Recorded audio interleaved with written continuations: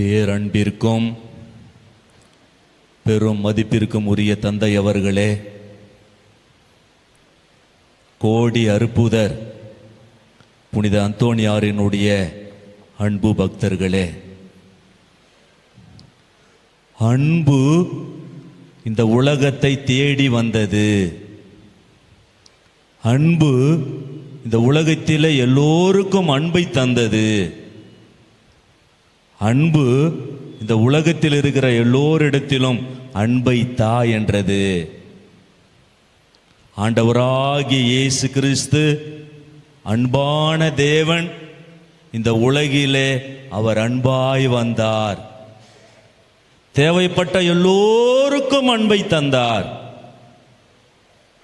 பெற்றுக்கொண்டவர்களிடம் அந்த அன்பை தா என்றார். இந்த உலகத்தில் இருக்கிற ஒவ்வொரு உயிரும் படைப்புகளும் ஏங்குவது இந்த அன்பிற்காகத்தான். எங்கள் வீட்டுக்காரர் கல்யாணம் பண்ணி என்ன பிரயோஜனம் ஃபாதர்? ஒரு 2 வார்த்தை நின்று பேசுறதுக்கு ஒரு நேரம் இல்லை அவருக்கு. என் மனைவி தேடி தேடி பார்த்து பின்னாடி சுற்றி சுற்றி அலைஞ்சு கல்யாணம் பண்ண. ஒரு என்ன பேச்சு பேசுறாவ? அந்த பேசுகிற பேச்சுகளில் அன்பு இருக்குதா? எல்லா உயிர்களும் படைப்புகளும் ஏங்குவது அந்த அன்பிற்காகத்தான்.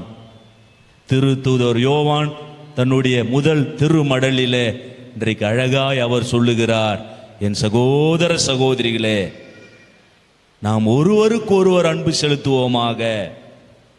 நீங்கள் கொடுக்கிற காசோ பணமோ வீடோ அப்பார்ட்மெண்ட்டோ உங்களுக்கு நிறைவு தராது. அது எல்லோருக்கும் தேவையில்லை. நம்மிடத்தில் இருக்கிற அன்பை நாம் செலுத்துவோமாக.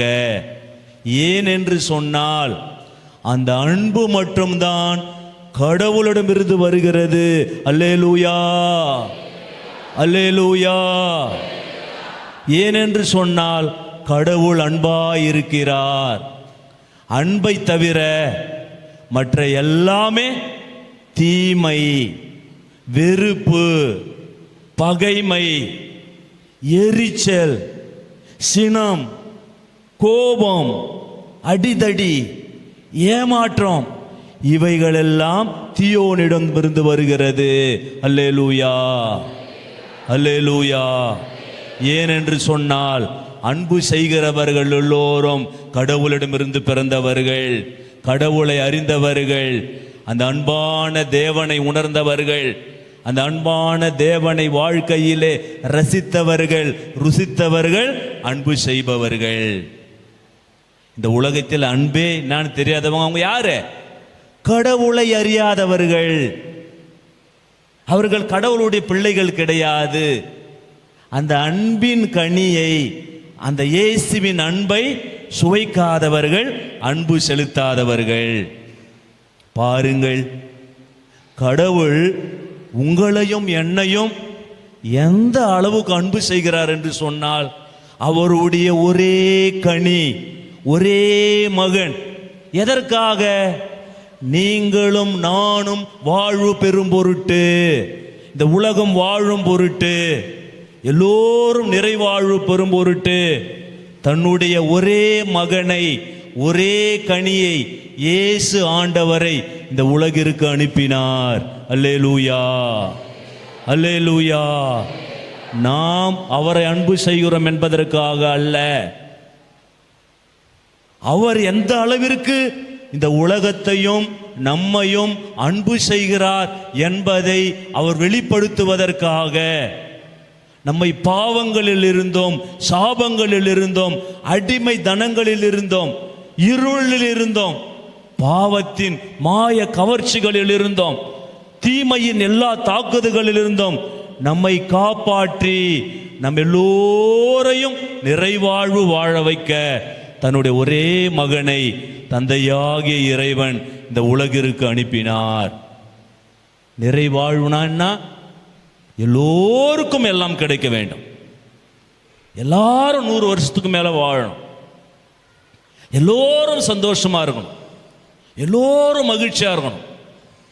எல்லாரும் கொண்டையிலும் ஜாதி மல்லி, மருதமல்லி, மருதமல்லி, ஜாதி மல்லி, கொண்ட நிறைய பூவு, கையை நிறைய காசு.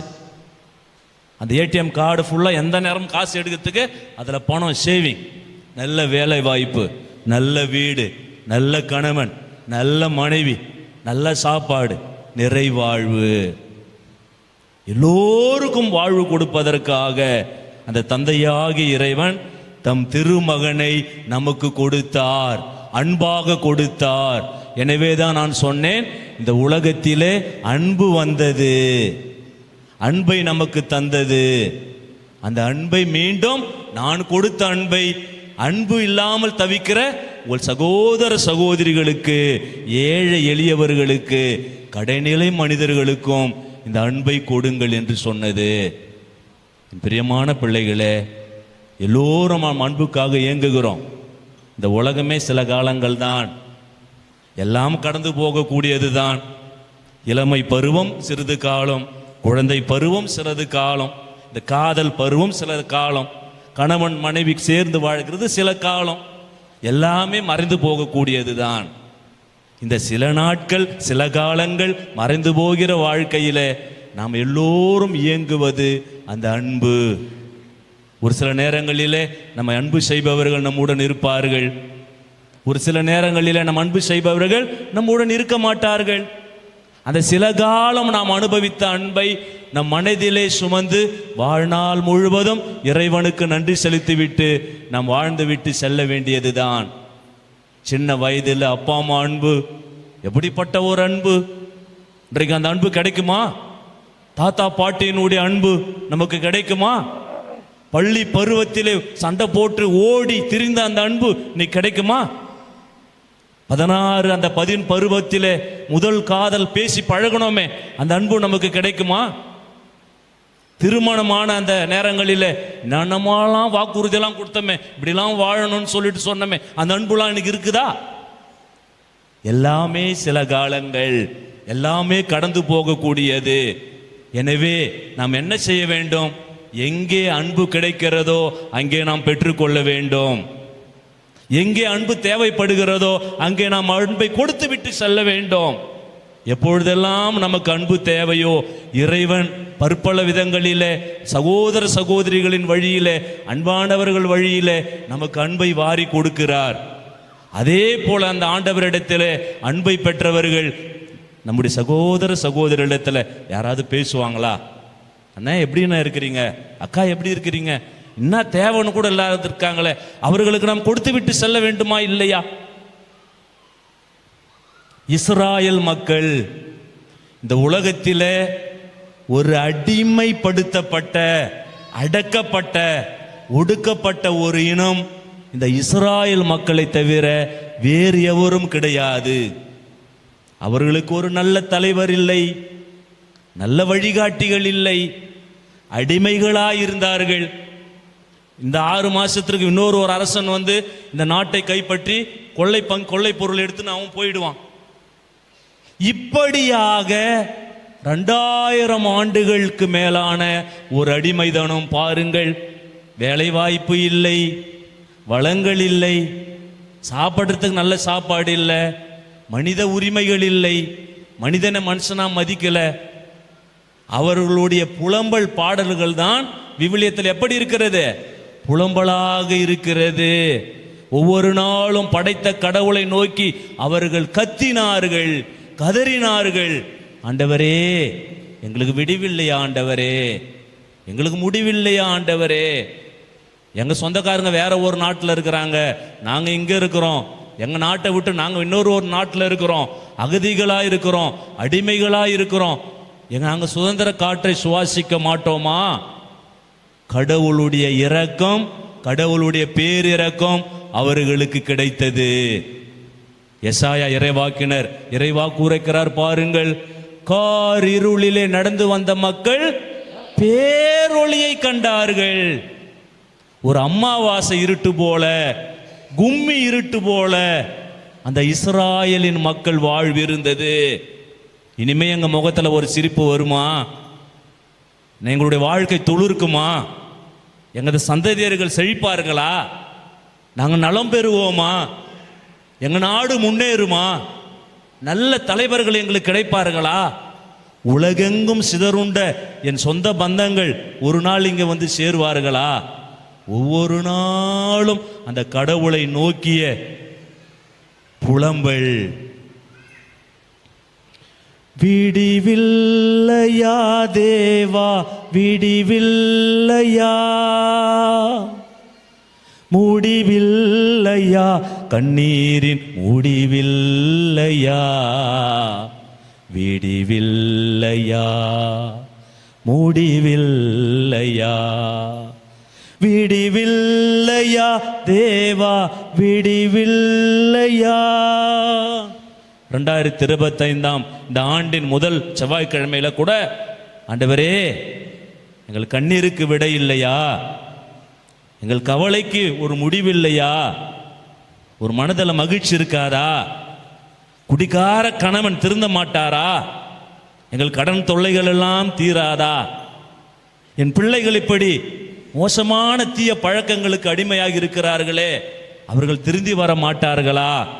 எத்தனை எத்தனை ஏக்கங்கள், எத்தனை எத்தனை எண்ணங்கள். இஸ்ராயல் மக்கள் அவர்கள் ஆடு மேய்ப்பவர்கள், ஆடு மந்தை மேய்ப்பவர்கள். கடவுளையும் அந்த அரசர்களையும் குறிப்பதற்காக ஆயர்கள் என்ற ஒரு சொல்லாடலை, உருவகத்தை அவர்கள் பயன்படுத்துவார்கள். குழு குழுவாக இருப்பார்கள். இன்றைய நற்செய்தி வாசகத்தை நாம் பார்க்கிறோம். இயேசு ஆண்டவர் அந்த கலிலேயா பகுதியில் அந்த படகை விட்டு இறங்கியதும் பார்க்கிறார். அங்கங்க மக்கள் அப்படி இருக்கிறார்கள். எங்கே போவது, எப்படி வாழ்வது, என்ன செய்வது, ஏன் வாழறோம், எதுக்கு வாழறோம், நாளைக்கு எப்படி சாப்பாடு சாப்பிட போறோம், எப்படி நம்ம பிள்ளைங்களை கரை சேர்த்த போறோம். ஆயனில்லா ஆடுகளைப் போல இருந்த மக்கள் மீது அவர் பரிவு கொண்டார். அல்லேலூயா, அல்லேலூயா. இயேசுவின் இதயத்தை பாருங்கள். இன்றைக்கு நம்முடைய தலைவர்களை பாருங்கள், வட்ட செயலாளர்களை பாருங்கள், சதுர செயலாளர்களை பாருங்கள். யாராவது என் மக்கள் இப்படி இருக்கிறாங்களே, யாராவது பரிவு கொள்கிறார்களா? அம்மா சாப்பிட்டீங்களா? இந்த வீடு ஒழுவதை நான் என்ன செய்யணும்? பிள்ளைங்க படிக்காத இருக்கிறாங்களா, நான் என்ன செய்யணும்? யார் நம்மளை கேட்பவர்கள்? ஆண்டவர் இயேசு அந்த ஆயனில்லா ஆடுகளைப் போல இருந்த மக்கள் மீது அவர் பரிவு கொண்டார். அந்த மக்களோடு நீண்ட நேரம் பேசினார். இன்றைக்கு காதலிப்பவர்கள் கூட, கணவன் மனைவி கூட ஒரு 2 நிமிஷம் பேசுவதற்கு அவ்வளோ கஷ்டமா இருக்குது. திருமணமான காதலித்த எத்தனையோ முதல் பெண்கள், மனைவிகள் 1 வருஷம் 2 வருஷம்லாம், ஃபாதர் எங்கள் வீட்டுக்காரர் போறாருல ஃபாதர் வேலைக்கு, ஃப்ரெண்ட்ஸுங்க கூட நெக்க குடிப்பார் ஃபாதர், ஜாலியாக இருப்பார் ஃபாதர். 2 வாரம் 3 வாரம் நல்லா போயிட்டு வருவாங்க. அதுக்கு நேரம் இருக்கும். இந்த கட்டின பொண்டாட்டி நான் இங்கே இருக்கிற இந்த குழந்தைய வச்சுக்கிட்டு அதுக்கு உட்காந்து பேசுறதுக்கு ஒரு 2 நிமிடம் இருக்காது. எத்தனை தாய்மார்கள் இத்தனை வருஷம் பெத்து எடுத்தோம் ஃபாதர், ஒரு 5 நிமிஷம் கேட்டு அம்மா எப்படிமா இருக்கிற, அப்பா எப்படிப்பா இருக்கிறீங்க சொல்றதுக்கு நேரம் இல்லை. நாங்கள் கட்டியதோ அன்னை இல்லம், ஆனால் நாங்கள் இருப்பதோ முதியோர் இல்லம். அவங்க அன்னை இல்லத்தை கட்டி இப்போ ஆவடி பக்கம் நல்லா வளருதே, இந்த பகுதியில் அப்பார்ட்மெண்ட் வாங்குவோம், பிள்ளைங்க நல்லா இருப்பாங்கன்னு சொல்லிட்டு அவங்க வாங்கி கட்டி என்ன பேர் வைக்கிறாங்க? அன்னை இல்லம். அந்த அன்னையும் தாயும் இருப்பது முதியோர் இல்லம். ஆண்டவராகி இயேசு கிறிஸ்து அந்த ஆதரவற்ற மக்களை பார்த்து பரிவு கொண்டு நெடுநேரம் அவர்களோடு பேசினார், தன்னுடைய நேரத்தை செலவழித்தார், அவர்களுக்கு நல்லவற்றை கற்பித்தார், வாழ்வின் பாதையை அவர்களுக்கு கற்றுக் கொடுத்தார். அவருடைய பரிவும் அவருடைய இரக்கமும் அன்பை பாருங்கள். அவர் பேசத்தை கேட்டு கேட்டு என்ன ஆயிடுது, நேரமாச்சு போயிடுச்சு. சீடர்கள் வந்து சொல்லுகிறார்கள், ஆண்டவரே போதகரே, நெடுநேரம் அவங்க காலையில் எத்தனை மணிக்கு வந்தாங்க? ஆவடியில் அந்தோணியார் பக்தர்கள் 11 மணி பூசைக்கு 9 மணிக்கே வந்துட்டாங்க. நீங்கள் போதித்தீர்கள், மதியம் சாப்பாட்டை கூட மெய் மறந்து 6 மணி 7 மணிக்காவது முடிப்பீங்கன்னு பார்த்தோம், 10 ஆயிடுச்சு. இப்ப அவங்களுக்கு போய் எப்படி சாப்பாடு கொடுப்பது? அவர் சொல்லுகிறார், உங்களிடத்தில் ஏதாவது இருக்கிறதா? 5 அப்பங்களும் 2 மீன் துண்டம் இருக்கிறது, கொண்டு வாருங்கள். மனம் இருந்தால் மார்க்கம் உண்டு. தன் நேரத்தை முழுவதுமாய் செலவு செய்த அந்த இரக்கத்தின் கடவுள் அந்த மக்கள் பசித்திருக்கவும் கூடாது, அவர்கள் நிறைவடைய வேண்டும். என்னை தேடி வந்தவர்கள் இந்த வார்த்தைகளை கேட்டுட்டு மட்டும் போதல கிடையாது, அவருடைய வாழ்வும் நிறைவட வேண்டும் என்று சொல்லி அவர்களுக்கு நிறைவாய் உணவு கொடுக்கிறார். ஆண்டவராகிய இயேசு கிறிஸ்து அவர் பெத்லகேமிலே பிறந்தார், தாவீதின் ஊரிலே பிறந்தார். தாவீதின் ஊர் என்ன ஊர்? பெத்லகேம். பெத்தேல் அப்படின்னா என்னது? அப்பத்தின் வீடு. அந்த அப்பத்தின் வீட்டிலே மாட்டு கொட்டகையிலே அந்த தீவன தொட்டியிலே அவர் கடத்தப்பட்டார். இந்த குழந்தை இயேசு, இந்த பாலன் இயேசு எப்படி இந்த தீவன தொட்டியிலே அதில் போடப்படுகிற பொட்டு, புண்ணாக்கு, புல்லு, வைக்கோலை தின்று இந்த ஆடு மாடுகள் வலிமையோடு வல்லமையோடு நல்ல ஸ்ட்ராங்கா உழைப்பதற்காக வாழ்வது போல இந்த தீவன தொட்டியிலே பெத்லகேமிலே அப்பத்தின் நகரிலே அப்பத்தின் வீட்டிலே பிறந்திருக்கிற இந்த இயேசு பசித்தவர்களுக்கும் வறியவர்களுக்கும் உணவில்லாதவர்களுக்கும் ஆதரவற்றவர்களுக்கும், எங்களுக்கு யாரும் இல்லையே ஆண்டவரே, எல்லோருக்கும் உணவாக, உயிராக, உறவாக, சொந்தமாக எல்லாமா இருப்பதற்காக பிறந்தவர் இந்த ஆண்டவராகிய இயேசு கிறிஸ்து.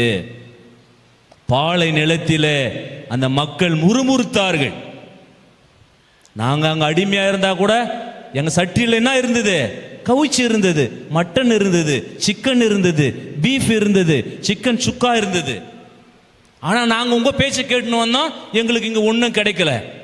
காடையை ஆண்டவர் கொடுத்தார், இறைச்சியை கொடுத்தார், கவிச்சியை கொடுத்தார், அவர்கள் நிறைவடையவில்லை. மன்னா என்ற ஒரு தட்டையான உணவு அவர்களுக்கு கொடுக்கப்பட்டது.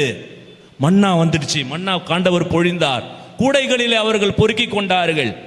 அந்த மன்னாவை உண்ட பொழுது அவர்கள் நிறைவடைந்தார்கள். அல்லேலூயா, அல்லேலூயா, அல்லேலூயா, அல்லேலூயா. கவிச்சை சாப்பிட்டவங்களுக்கு, இறைச்சை சாப்பிட்டவங்களுக்கு நிறைவடையலை.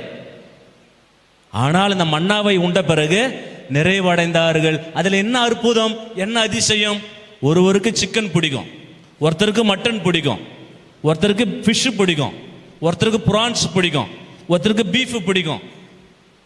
அப்போ எல்லா சுவையையும் அவரவர்களுக்கு ஏற்றார் போல அந்த உணவில இருந்தது. என் பிரியமான சகோதரர்களே, சகோதரிகளே, காசு தேவைதான்.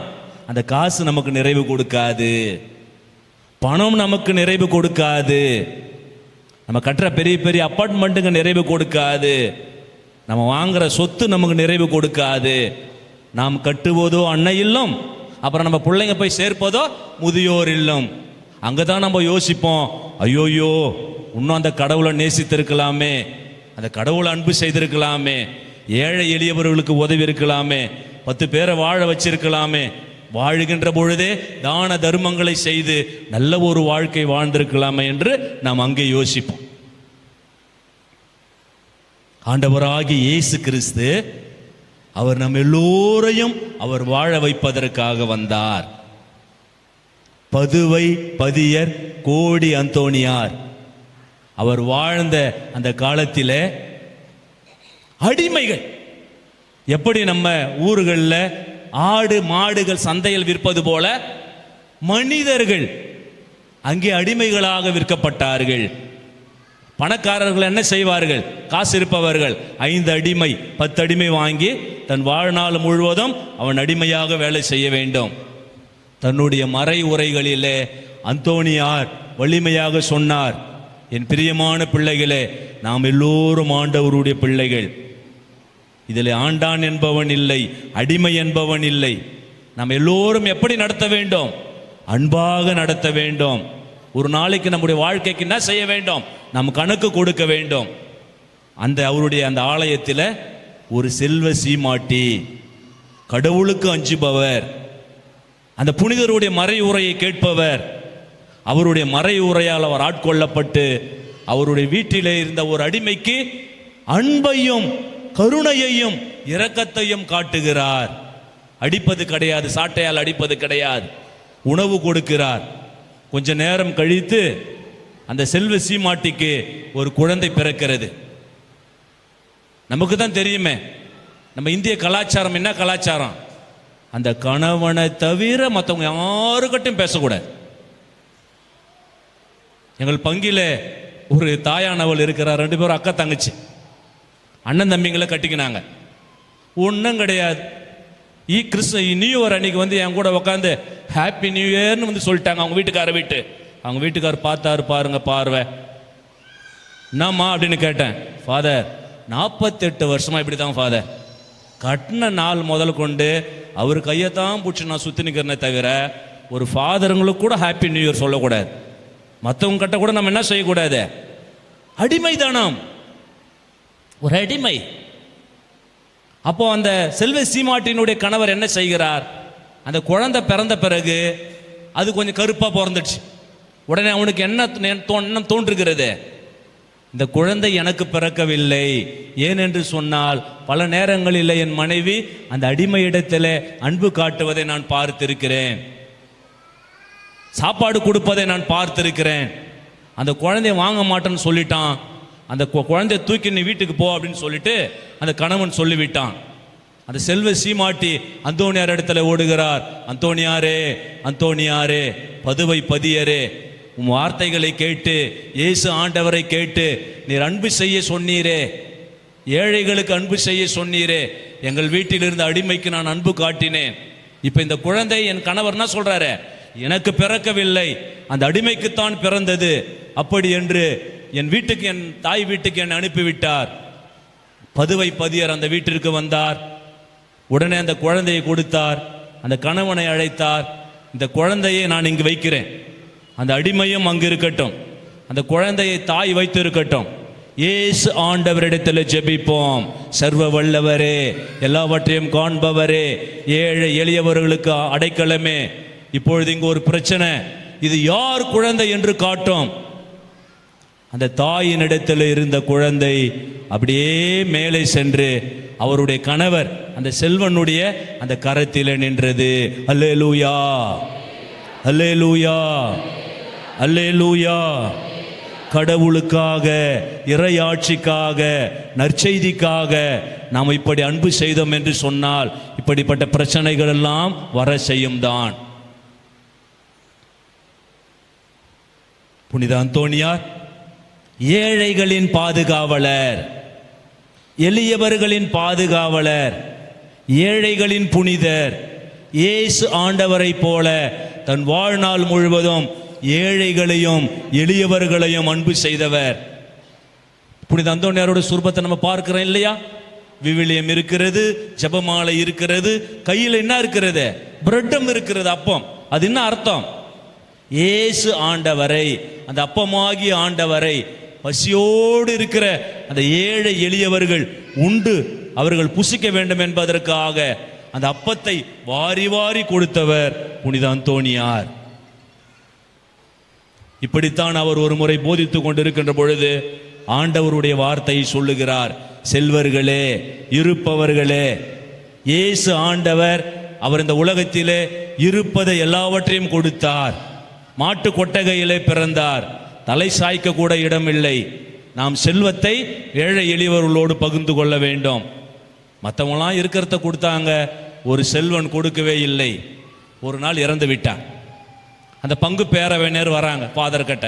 அவர் பங்கு தந்தையா இருக்கிறார் அந்தோணியார்.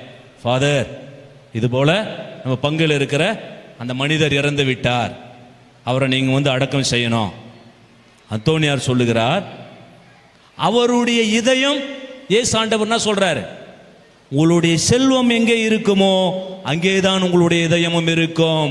அல்லேலூயா. உன் மனைவி தான் செல்வமா இருந்தா உன் இதயம் யாரு கிட்ட இருக்கும்? மனைவி கிட்ட தான் இருக்கும். என் கணவர் தான் எனக்கு செல்வம் நினைச்சுன்னா உன் கணவர் கிட்ட தான் உன் இதயம் இருக்கும். உன் பிள்ளைகள் தான் செல்வம் நினச்சிங்கன்னா உன் பிள்ளைங்க கிட்ட தான் உங்கள் இதயம் இருக்கும். இல்லை ஃபாதர், எங்கள் அப்பா 28 சவரம் போட்டார், பீரோவில் நகை இருக்குது, அதுதான் எனக்கு செல்வம் நினச்சா உங்கள் இதயம் எங்கே இருக்கும்? அந்த நகை மேலே தான் இருக்கும், பீரோவில் தான் இருக்கும். அப்போ இவங்க சொல்றாங்க, இவர் ஒரு நல்ல மனிதன் இல்லை, நல்ல கிறிஸ்தவர் இல்லை, வாழ்நாளில் அவர் போதிக்கப்படவில்லை. அந்தோனியார் போய் சொல்றாரு, மேலே போய் பாருங்கள், அவருடைய ட்ரெஷர் இருக்கிறது, ட்ரெஷர் அந்த கருவூலம் இருக்கிறது, ட்ரெஷரரி, நீங்க அங்க போய் பாருங்கன்னு சொல்றாங்க. ரத்தினங்களும் வைரங்களும் பொன் நகைகளுக்கும் மத்தியிலே அந்த செல்வந்தனுடைய இதயம் அங்கே துடித்து கொண்டிருக்கிறது.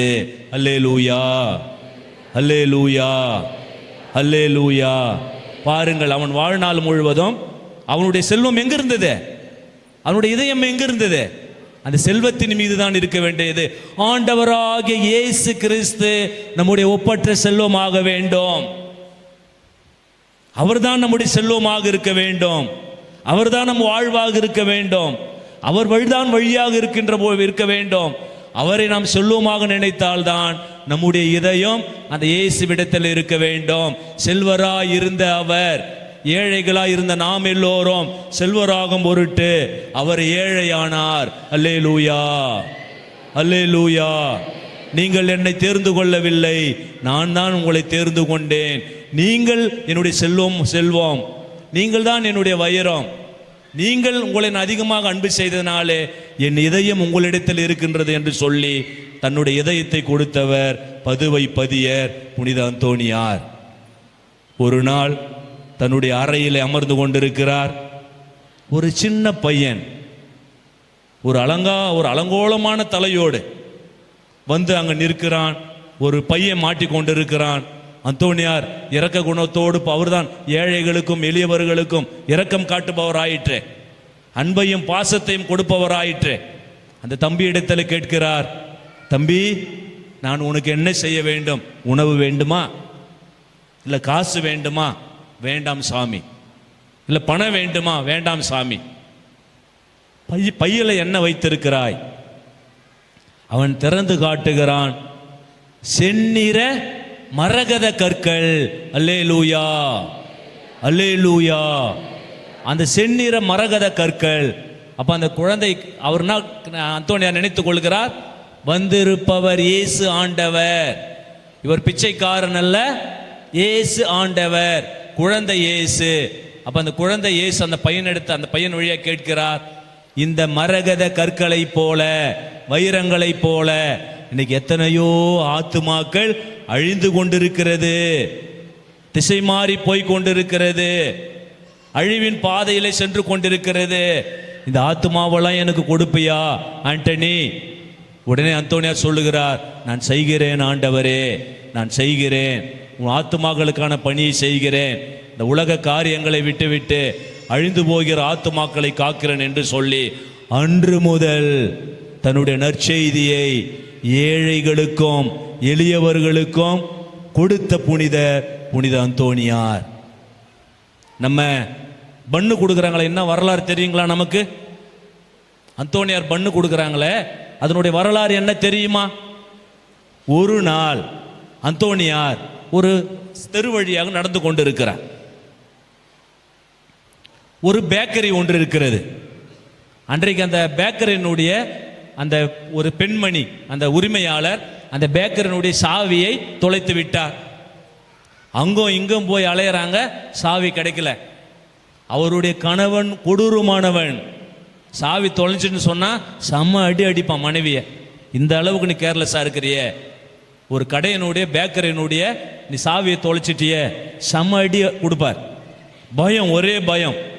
அங்கிருந்து விரைந்து ஓடி வருகிறார், புனிதரே, காவலரே, காணாத பொருட்களை எல்லாம் கண்டுபிடித்து கொடுப்பவரே, இந்த சாவி தொலைஞ்ச விஷயம் என் கணவனுக்கு தெரிஞ்சா அடிச்சே போட்டுருவாப்புல.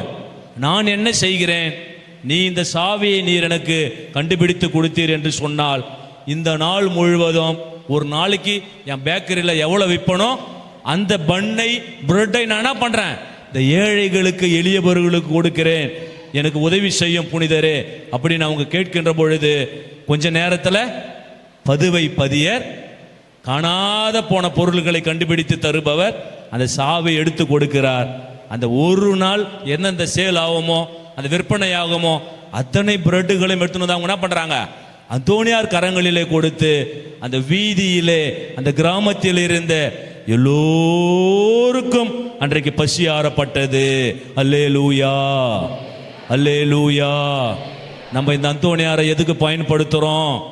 பில்லி சூனியம் எடுக்கிறதுக்கும், சூனியம் வைக்கிறதுக்கும், பேய் ஓட்டுறதுக்கும், கட்டுங்க கட்டுறதுக்கும், இதுக்குத்தான் இந்த அந்தோனியாரை நம்ம பயன்படுத்துறோமே தவிர, காணாமல் போன எங்களுது என்ன காணாத போயிடுச்சு, இப்போ கொலுசு காணாத போயிடுச்சு அந்தோனியாரே, இந்த மெட்டி தொலைஞ்சு போயிடுச்சு அந்தோனியாரே, இந்த பேங்க் பாஸ்புக்கு தொலைஞ்சு போச்சு, இப்படி சின்ன சின்ன புலன் விசாரணை நம்ம ஓப்பன் ஆகி கண்டுபிடிக்குது பாருங்க காணாத போன பொருளை.